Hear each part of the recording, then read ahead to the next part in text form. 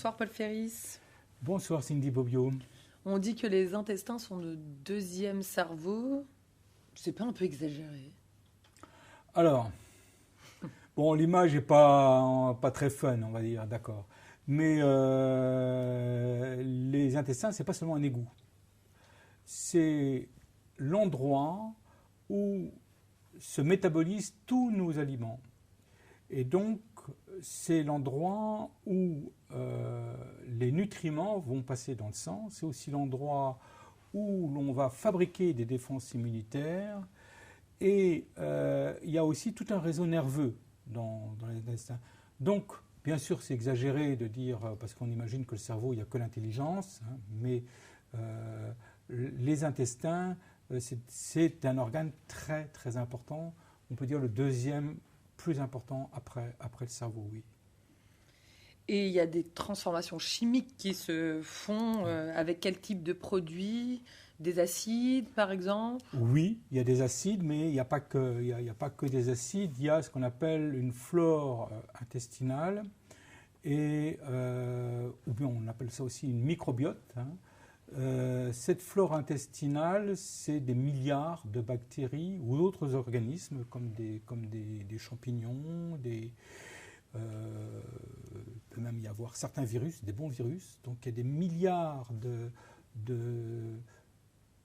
d'animaux, d'êtres vivants ou peu vivants, ou presque vivants, qui sont en nous, qu'on transporte avec nous, et qui vont prédigérer, en quelque sorte, nos aliments, les transformer en énergie, en nutriments qui vont passer dans le sang.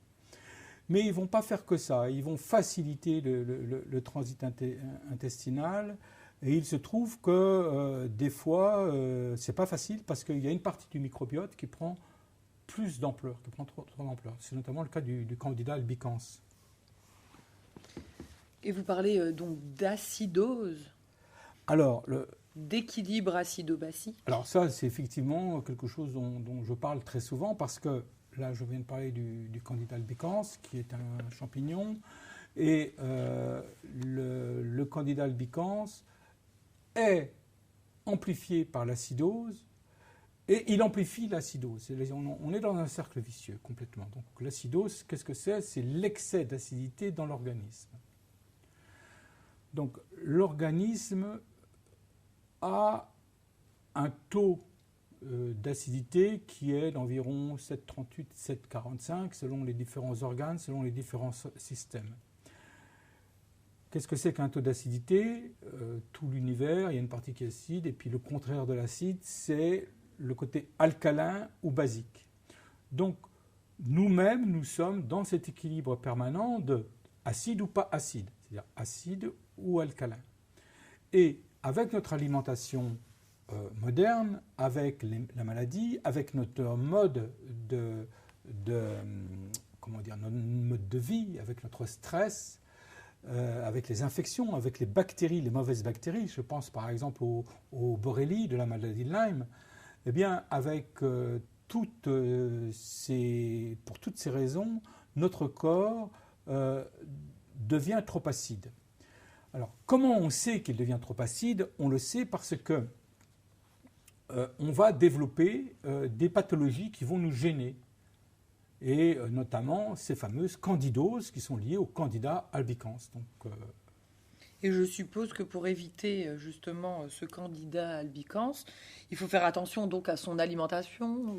Oui, le Candida albicans, donc comme je l'ai dit, c'est un champignon qui s'organise, qui organise son mycélium. Le mycélium, c'est son système de racines, hein, qui est dans le champignon, dans la forêt, il a des racines, il a un réseau de mycélium.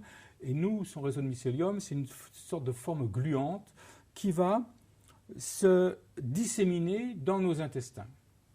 Et à partir de là, il va empêcher les transformations des aliments, et il va aussi empêcher, ralentir le transit.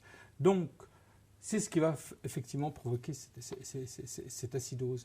Donc après, pour limiter l'acidose, il va falloir surveiller son alimentation. Il y a des produits qui rendent acide et des produits qui sont plutôt alcalins. Voilà. Après, ça devient, je veux dire, compliqué ou difficile. Et pour retenir, il y a un moyen mnémotechnique pour retenir quels sont les aliments qui sont néfastes, c'est les 4 blancs. Donc les 4 blancs, on a le sel, on a le sucre, on a le lait et on a la farine. Le sucre est très acide, ou rend acide. Il faut le supprimer au maximum. Le lait est aussi acidifiant. Le sel, il faut forcément le remplacer par le bicarbonate de soude, on pourra en reparler à un autre moment. Et puis il y a la farine, parce que la farine, blanche ou pas blanche, la farine, elle contient du gluten. Donc vous voulez parler justement du problème du gluten Oui, qui devient... qui est un problème considérable, parce que d'une part, le gluten n'existe pas dans la vraie nature. C'est-à-dire que le gluten, c'est une association de 2 acides aminés qui s'est développée au fur et à mesure de l'agriculture. C'est-à-dire qu'au moment où on a transformé des simples graminées en blé, en orge ou en seigle, on a fabriqué une substance qui s'appelle le gluten, qui n'existait pas dans la nature. C'est une association de 2 acides aminés qui existent, mais l'association n'existait pas. Et pourquoi ça a été développé? Tout simplement parce que le gluten est un formidable coupe-faim. Donc, les hommes préhistoriques, quand ils ont inventé, au néolithique, quand ils ont inventé les céréales, ils avaient envie d'avoir quelque chose qui coupe la faim. Et ils ont, par hasard, ou à mesure qu'ils ont fait des semences et des croisements, ils ont réussi à développer ce gluten. Le problème, c'est que le gluten a été développé dans une végétation, et pour faire qu'il y ait une mutation génétique, parce que c'est de ça qu'il s'agit, pour qu'il y ait une mutation génétique d'une plante, il suffit de 3 ou 4 générations. 3 ou 4 générations, ça veut dire 2 ans, 2 récoltes par an. Alors, disons 4 ans, si on veut. Donc une mutation génétique, 4 ans.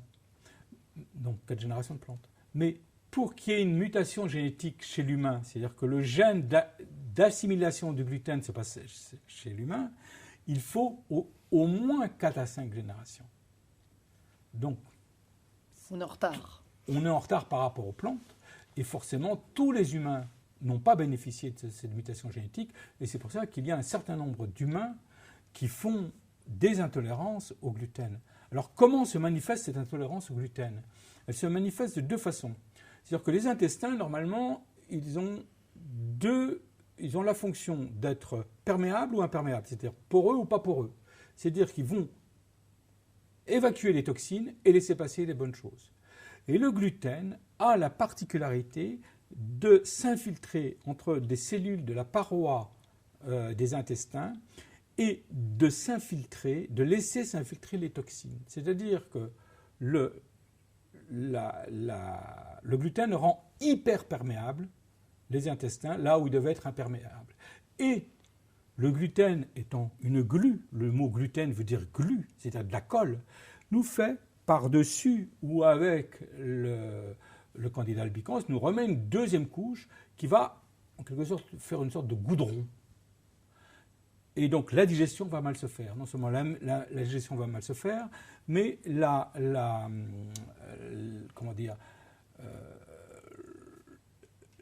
transformation des nutriments ne va pas se faire. Donc on a tous les inconvénients sans les avantages. C'est-à-dire qu'on est en train de transformer un intestin qui séparait le bon du mauvais, et on amène un aliment qui amène le mauvais et évacue le bon. Donc on a complètement faux. Alors tout le monde ne souffre pas d'une intolérance au gluten, mais tout le monde souffre de manger trop de gluten. L'intolérance au gluten, c'est bien sûr, après, ça se mesure, il suffit de faire une analyse biologique. Très bien. Et donc si on enlève ces 4 blancs, comme vous dites, il nous reste quoi? J'ai envie de vous dire. Il reste tous les légumes, tous les légumes, tous les fruits. Les fruits, il ne faut pas non plus exagérer parce qu'il y a du sucre dedans. Mais bon, on peut en manger. Puis il y a surtout des fibres. Donc les fibres vont participer à l'évacuation parce que les fibres, c'est sur les fibres que se fixent justement les déchets et qui vont permettre se fixer les toxines. Donc il faut des fibres et ça, on ne les a pratiquement que dans les fruits et les légumes. Et il y a la viande ou le poisson. Bon, les végétariens ou les végétaliens vont être un petit peu embêtés, mais il y a bien sûr les protéines animales, dans une certaine mesure, parce que les protéines animales ont aussi des défauts, donc il ne faut pas non plus exagérer. Et il y a toutes les graines, tous les fruits secs, toutes les amandes, toutes les noix, les noisettes. Donc ça, on a quand même pas mal de choses. Et surtout, on a un atout. On a un atout qui est un apport. On a un produit qui va nous permettre de désacidifier l'organisme. Qui est le bicarbonate, justement. Le bicarbonate de soude. De soude. Bravo. Et en quoi est-il indispensable, justement? Alors, le bicarbonate de soude, c'est l'un des seuls produits dont on soit sûr à 100% qu'il soit alcalinisant. C'est-à-dire qu'il va fabriquer, qui va lutter contre l'acidité et l'acidose. Donc ça, on en est sûr à 100%. Après, il y a d'autres produits. Il peut y avoir le citrate de magnésium, il peut y avoir d'autres, il y a le chlorure de potassium, il y a différents produits qui sont aussi alcalins. Mais ils sont moins courants et moins faciles. Le bicarbonate de soude, il suffit de remplacer le sel systématiquement par du bicarbonate de soude déjà. Déjà, vos légumes auront meilleur goût, ils seront plus colorés. Il faudra faire attention parce que ça sale différemment et l'ébullition est accélérée. Mais bon, ça, après, une fois qu'on a laissé déborder 3 fois la casserole, on a compris. Et puis, le bicarbonate est un désinfectant à tous les niveaux. C'est-à-dire que vous mettez du bicarbonate de soude dans votre réfrigérateur, les odeurs disparaissent. Vous en mettez un peu dans votre machine à laver, votre linge est beaucoup plus frais. Il n'y a même pas besoin de mettre d'assouplissant. Dans le lave-vaisselle, pareil. On peut l'utiliser à tous les étages. Et surtout, pour se laver les dents, il donne une haleine fraîche, par exemple, et les dents sont bien blanches. On n'a pas besoin d'avoir des dentifrices qui sont souvent un peu toxiques. Et il y a un second produit aussi ?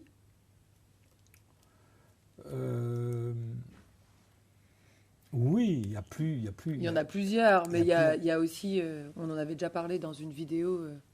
Alors, les probiotiques. Bien sûr, merci de me le rappeler. Il y a les probiotiques. Alors les probiotiques, comme vous le dites, c'est pour ça aussi que ça m'avait un peu échappé. On avait parlé dans une vidéo. Et ça, c'est vraiment très important parce que les probiotiques vont permettre de rééquilibrer la flore intestinale. Alors, qu'est-ce que c'est que les probiotiques ? Les probiotiques, ce sont des compléments alimentaires sous forme la plupart du temps de gélules ou de poudre en sachet que l'on boit dans un verre d'eau ou dans un dessert quelconque, une compote, un petit yaourt. Le yaourt étant l'un des seuls produits laitiers qu'on peut prendre sans problème en quantité raisonnable. Et ces probiotiques vont rééquilibrer, vont enrichir la flore intestinale, puisqu'en fait, c'est de la flore intestinale lyophilisée qu'on vous fait avaler. Et ça va, comme on amplifie, on réensemence la flore intestinale, ça permet d'évacuer, de lutter, de gagner un peu la guerre contre ce candidat albicans. Parce que c'est une vraie guerre, hein, c'est une vraie guerre. Mais cela ne suffit pas. Ben non, il faut faire attention aussi à ce qu'on mange, comme vous l'avez dit, en permanence. Merci beaucoup pour toutes ces informations très importantes. Et alors, très bonne soirée. Merci Cindy Beaulieu. Merci à vous, Paul Ferris.